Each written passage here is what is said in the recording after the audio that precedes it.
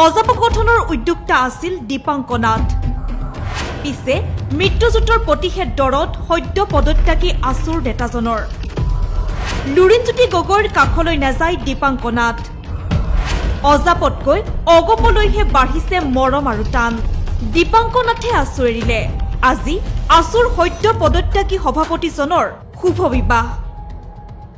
একান্ত ব্যক্তিগত কাৰণত আছু এৰিছো বুলি মন্তব্য দিলেও দীপাংকৰ নাথৰ ৰাজনৈতিক অভিষেকক লৈ চলিছে ব্যাপক চৰ্চা।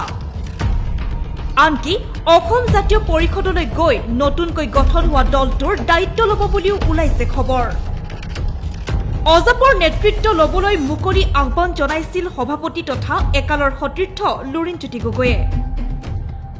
পিছে এসময়ত নিজে উদ্যোগ লৈ গঠন কৰা অসম জাতীয় পৰিষদলৈ যাবলৈ ইচ্ছা নাই দীপাংকৰ কুমাৰ নাথৰ।